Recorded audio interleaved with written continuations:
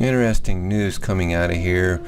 The Express, home of the Daily and Sunday Express. I don't know how credible this site is, but they're reporting end of ISIS. Putin sends in his most ruthless special forces killers to finish off jihadis. Vladimir Putin has dispatched his most elite special forces team to Syria to hunt down and wipe out Islamic State ISIS militants. That is today's date, October 6, just hours ago. The Russian Supremo ordered the deployment of soldiers from his fearsome Spetsnaz unit to root out and eliminate packs of fleeing jihadis.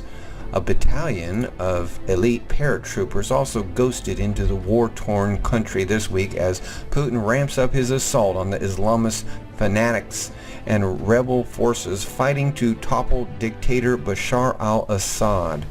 The deployment of the Spetsnaz, the elite of the elite in Russia's army who have to undergo a grueling training program to earn their stripes, is the latest example of megalomaniac leader's ruthless determination to shore up the rule of his close ally. It is especially significant because many of the men have a deep hatred of jihadis from their time fighting in Chechnya's bloody civil war, when Islamist fanatics battling for independence carried out frequent atrocities against Russian citizens. Vladimir Putin has dispatched his most feared troops in Syria. The Spetsnaz are Russia's most elite killers, shown here. Amongst the world's most efficient killers, they will now be tasked with merciless hunting down and slaying ISIS fighters, and are also expected to play a role rooting out terrorist strongholds to be targeted by Russian bombers. The move comes after it emerged that Putin is set to send 150,000 troops to Syria to wipe out the evil hate group once and for all. His jets have waged a merciless bombing campaign against the jihadis in recent weeks, blitzing more than 50 facilities, including a key command center and a suicide belt factory. Short clip here from RT Reuters News. A military source told the Mirror they are extremely aggressive and highly trained. They are there to mop up after airstrikes, calling airstrikes go on extremely covert missions against rebels and ultimately wipe them out. And they will not be as accountable as British or U.S. Special Forces. They are there for one reason: to wipe out anyone threatening Assad by any means. And by doing that, they will be consolidating Russia's position on the Med and in the Middle East. The fight against ISIS. Pictures here. Bombs dropped by a Russian warplane during an airstrike against a large concentration of terrorist Islamic State military equipment in the forest area near the city of Idlib, Syria. Elite troopers will be tasked with taking out opponents. And we have different pictures here. Vladimir Putin is stepping up his campaign against ISIS in Syria. It is believed that ISIS has already suffered crushing losses due to airstrikes and defections, with a leading terror expert telling Express.co.uk that they are now so weakened they could be defeated in a matter of hours. Putin began his aerial assault in Syria last week, with Russia launching dozens of airstrikes against ISIS and other terrorist groups.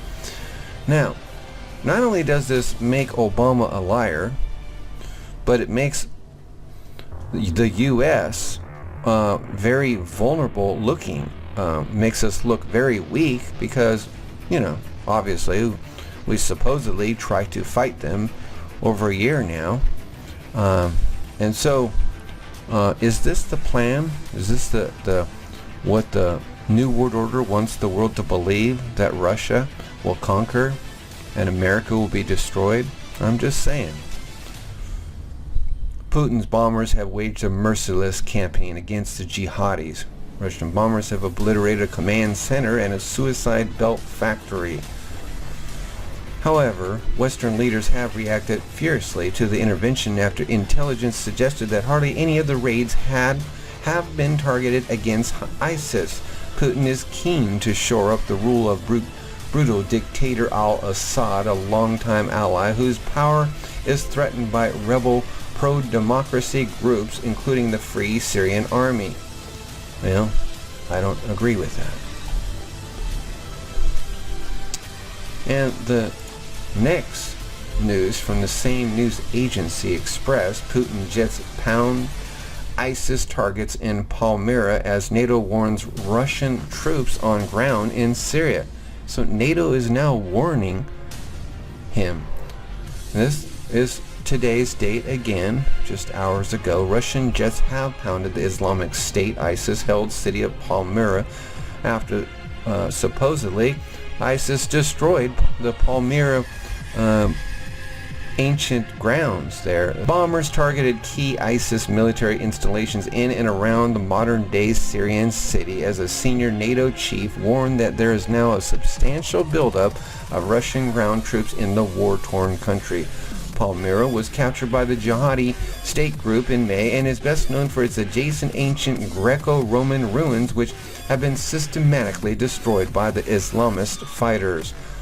Jets also struck terrorist outposts in the northern province of Aleppo, which has been the scene of intense three-way battle between ISIS, Al-Qaeda, and forces loyal to dictator Bashar al-Assad.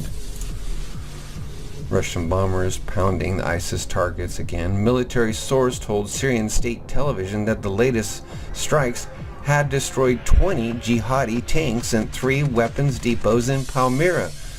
Meanwhile, in the disputed city of Aleppo, bombers pounded the towns of Al-Bab, Deir al-Hafer, around 10 miles east of a key military airport currently held by Assad's forces but under siege from ISIS fighters. Another 43-second bombing clip here. A spokesman for the Russian government confirmed that Sukhoi jets flew 15 sorties over Syria, striking 10 ISIS targets. Igor Koneshnikov, Russia's defense ministry spokesman, said during the day Sukhoi 34, Sukhoi 24M, and Sukhoi 25 warplanes flew a total of 15 sorties from the Khmeimim air base. Airstrikes were delivered at 10 targets of the Islamic State group in Syria. About 20 units of medium T-55 tanks, which were earlier seized by the militants from the Syrian army, have been destroyed in the strikes, as well as 3 multiple rocket launchers. We have irrefutable intelligence, including communications between the militants in the area, proving the destruction and damage of the terrorist armored vehicles. Russian targets the Russian strikes targeted ISIS outposts near Palmyra. The raids came as NATO Secretary General Jens Stoltenberg warned of an increasing tensions between Russia and the West over Putin's substantial military buildup in Syria, which he said is of great concern. That kind of fouls up our plans. He also said several near misses between Russian and Turkish jets in recent days were an unacceptable violation of NATO airspace, and added, "It doesn't look like an accident, and we've seen 2 of them over the weekend." Again, as I have said before, if Obama wanted to destroy ISIS, he could have done it in probably 3 to 5 days a long time ago.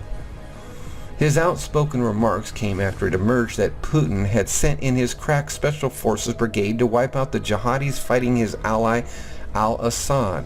Elite troopers from the Spetsnaz unit will be tasked with identifying targets for airstrikes, mopping up Islamist fighters, and carrying out assassinations as Russia's involvement in the region continues to step up dramatically. So here's the thing. Obama and the regime here, who keeps blaming Bashar al-Assad as a ruthless killer, and I don't disagree that he is not a good man. But the thing of it is that Syria, before Obama came in there with his Muslim Brotherhood from many other nations that he's promoted and pushed in there, and his Arab Spring that he started over 5 years ago. The thing of it is that are we saying this? Are we saying that, well, we have somebody bad here, so we need to get rid of them, so let's create someone else far more dangerous to Christians and kill off the semi-bad person? In other words, we're going to use a bigger bad apple to destroy something that is far less dangerous to mankind. Wouldn't that be a good way to make it look like there's a good reason to start a war? But Putin seems to be messing up their plans. Anyway, that's all for tonight's report. Thank you for listening. God bless you.